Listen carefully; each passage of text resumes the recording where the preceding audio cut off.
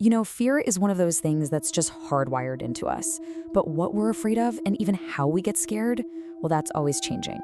So today, we're going to break down two completely terrifying stories, one that's ancient and one that's super digital, to really get to the heart of what modern anxiety looks like. So let me just ask you straight up. What freaks you out more? Is it an enemy you actually know, someone who's wishing you harm using some kind of ancient dark ritual? Or is it some faceless, unknown thing that knows everything about you, all because of that little device you carry in your pocket? We're going to dive into two totally different case studies. The first one is a true story about black magic between neighbors in India, and the second, it's a fictional horror story about a smartphone that basically turns on its owner. So one is incredibly personal, while the other is just chillingly anonymous. And by taking a really close look at these two tales, you'll start to see this shared pattern emerge, a kind of common violation that I think is right at the heart of the modern nightmare. Okay, so our first story is a real incident. This happened in Assam, India, way back in 2013, and it doesn't start with some monster hiding in the dark. It starts with a new friend at school. So what began as a totally normal school friendship started to get weird. Divyanshi noticed her new friend Shivanshi was acting strangely, but the real terror didn't kick in until Shivanshi's mother got involved. It went from simple threats to something much, much darker. Divyanshi started having these awful nightmares, seeing horrifying visions. It all came to a head with a violent physical attack that happened in her own bed. It wasn't until the police finally got involved that they found the source, photos of Divyanshi being used in dark rituals by her new friend's mom. And this right here, this is the key. Divyanshi felt like this was a direct personal attack. It wasn't random, it was targeted.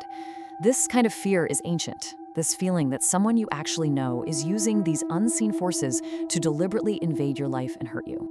The weapon here, it was black magic. And think about how it works. You take something deeply personal, like Divyanshi's photograph, and you twist it. The aggressor turned this symbol of innocence into a tool for a curse. The horror really comes from how something familiar and trusted gets warped into an instrument of fear. All right, now let's do a complete 180 and jump into a totally different world. Our second case is a modern horror story. And this one finds terror not in a neighbor, but in the device that you're probably holding in your hand right now.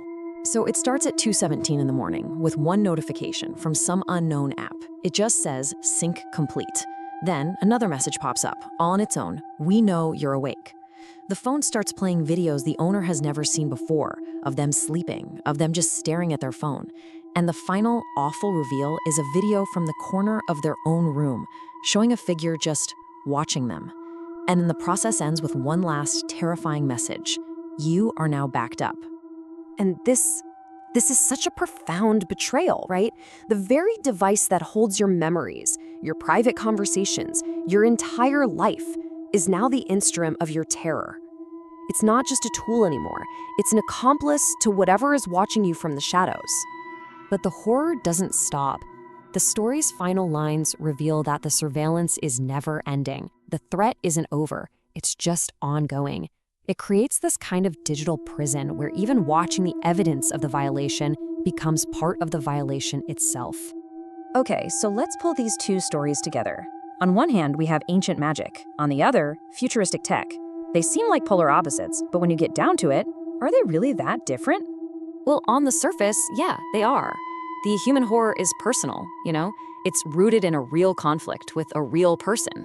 The digital phantom is totally anonymous, a fear without a face. But let's look a little closer at the mechanics of the horror.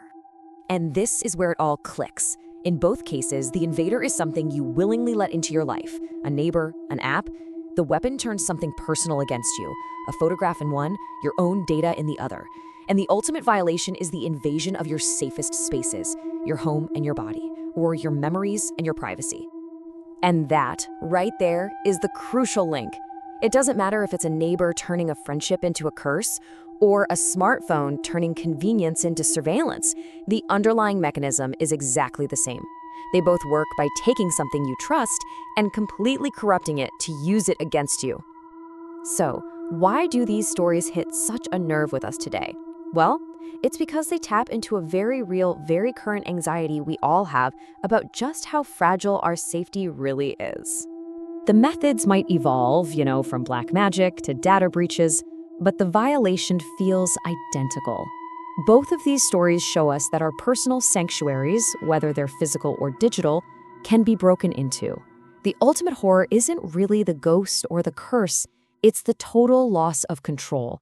It's the paranoia that comes from knowing you're being watched and feeling completely powerless to do anything about it. Which really just leaves us with one final, pretty unsettling thought. In a world where our lives are so connected, both to the people who live next door and the devices we hold in our hands, maybe the line between the evil next door and the ghost in the machine is a whole lot thinner than we'd like to think.